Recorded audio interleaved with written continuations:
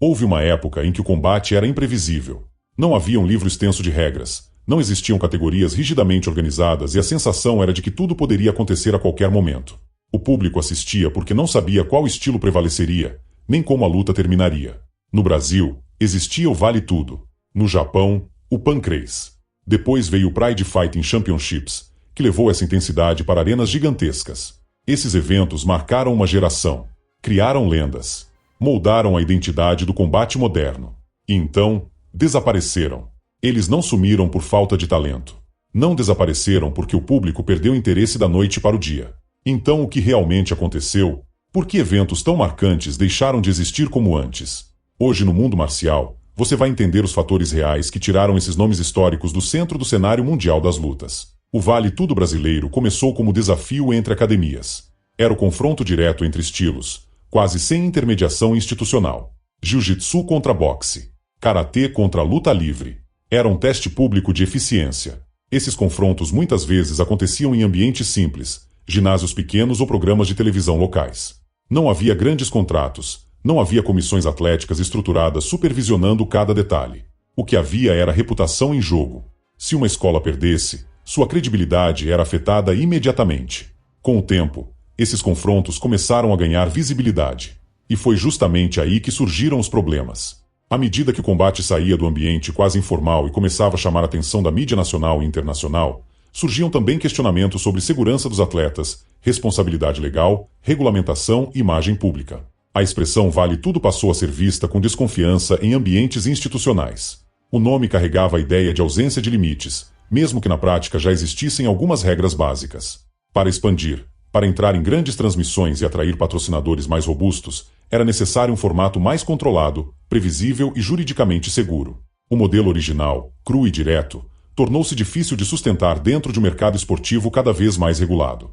Aos poucos, o conceito foi sendo reformulado, reembalado e absorvido por organizações que buscavam legitimidade internacional. O Vale Tudo não acabou de forma abrupta, mas foi sendo diluído dentro de um sistema mais estruturado que já não comportava o mesmo grau de liberdade e improviso que o tornaram famoso. Em 1993, surge o Pancrase no Japão.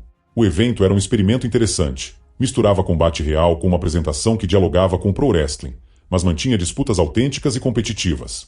O Pancrase tinha um sistema próprio, incluindo a possibilidade de rope escape, em que o lutador podia usar as cordas para escapar de uma finalização, perdendo pontos estratégicos. Era uma tentativa criativa de estruturar o combate sem torná-lo excessivamente rígido.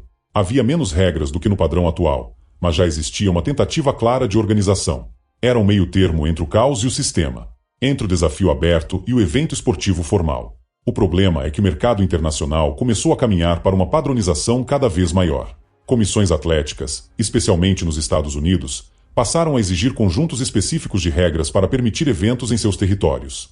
À medida que grandes organizações cresciam sob regras uniformes, eventos com formatos alternativos passaram a perder espaço competitivo e visibilidade global. O Pancrase precisou se adaptar, ajustar regulamentos e reposicionar sua identidade para continuar relevante. Ele não desapareceu completamente, mas deixou de ocupar o protagonismo que já teve.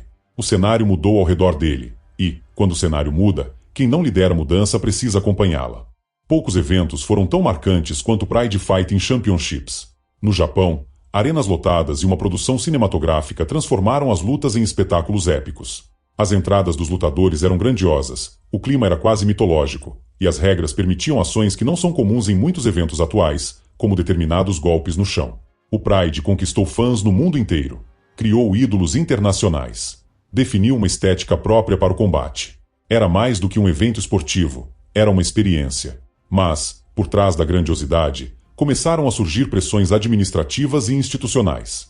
Investigações envolvendo executivos, mudanças no ambiente empresarial japonês e transformações no mercado internacional de eventos esportivos afetaram diretamente sua estrutura.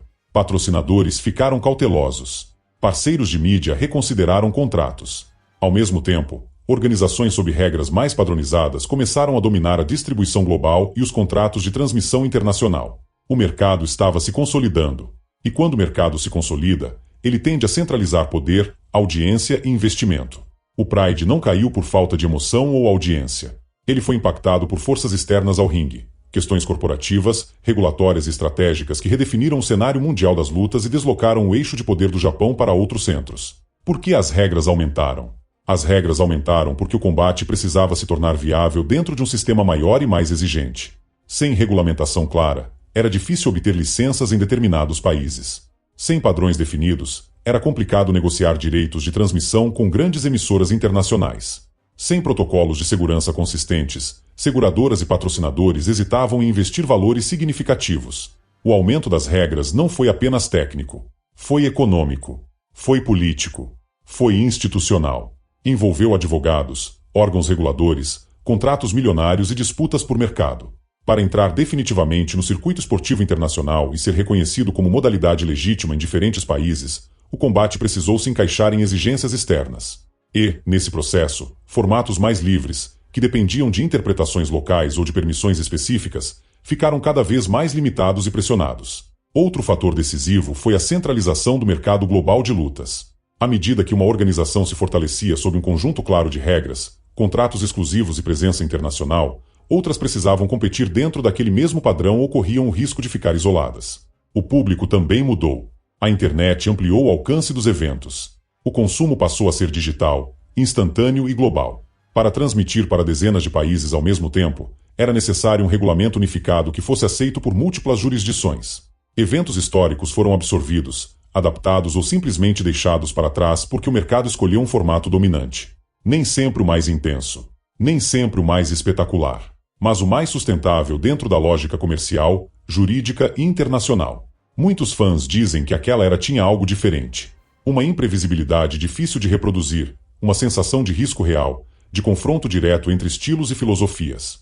Outros defendem que a profissionalização trouxe estabilidade, proteção aos atletas e reconhecimento mundial. A pergunta talvez não seja se era melhor ou pior. A pergunta é: aqueles eventos conseguiriam sobreviver intactos no cenário atual, com as exigências jurídicas, comerciais e midiáticas de hoje?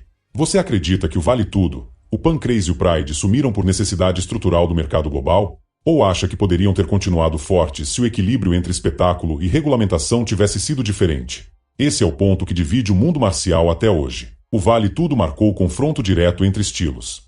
O Pancrase tentou equilibrar autenticidade e organização. O Pride transformou o combate em espetáculo global. Todos deixaram um legado forte, mas todos enfrentaram algo maior do que o próprio ringue. Pressões regulatórias, mudanças corporativas, centralização de mercado e exigências globais moldaram o destino desses eventos. Agora eu quero ouvir você.